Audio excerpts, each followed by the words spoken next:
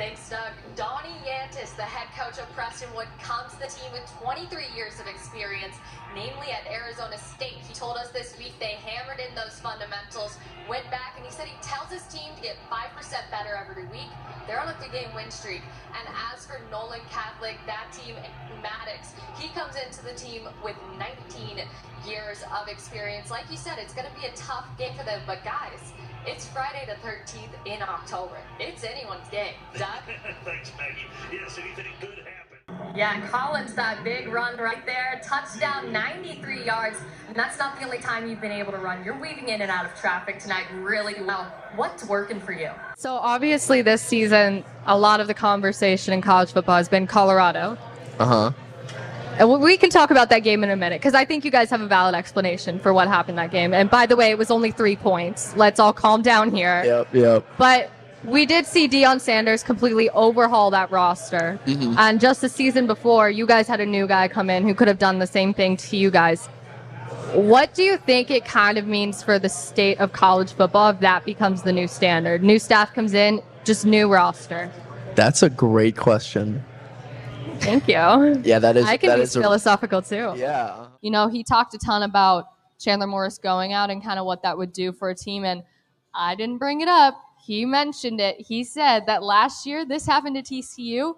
Max Duggan goes in first game of the season, and guys, we went to the national championship. So he said, do not be surprised if you see a completely new TCU team. I mean, we were both thinking it, but to hear it from the BYU head coach, it says a lot. It's always great to hear.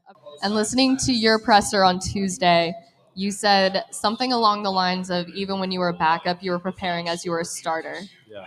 How do you think that helped you just be ready already for this game? Yeah, I mean, nothing changed, And aside from how talented you are on the field, everybody has nothing but nice things to say just about your character and the presence you bring in the locker room. What does that mean to you to kind of like be a leader on the field at such a young age too?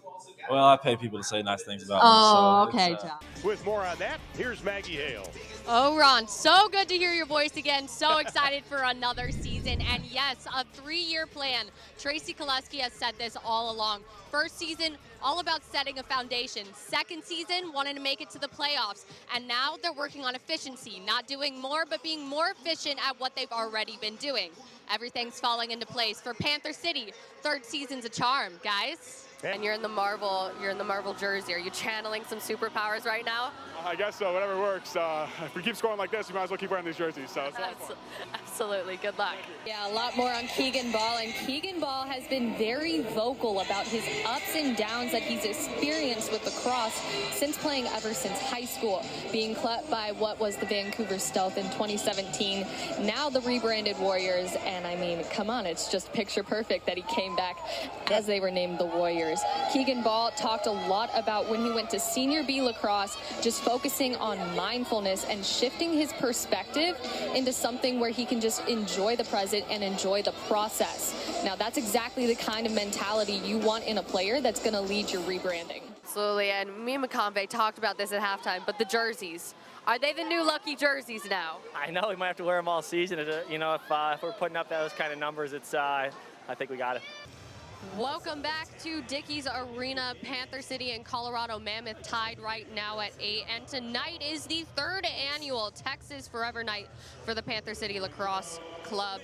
And it's very fitting as this past week and this past month, this was the 127th Fort Worth Stock Show and Rodeo.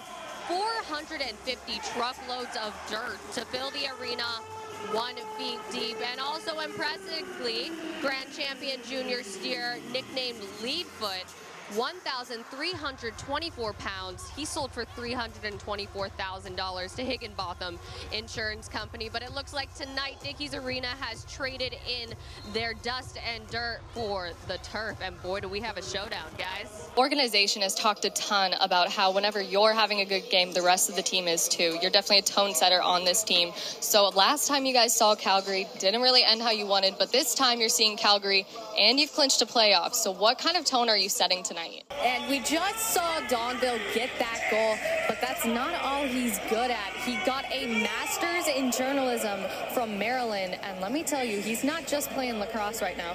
Right now, he's the producer of the At the Back of the Bird podcast. He started in 2021 as an intern, worked his way up as a producer, and he's interviewing a bunch of guys that he gets to play around with, so he's definitely got some good insight. I might just have to ask him a couple questions of my own for next game. There you go. Shot on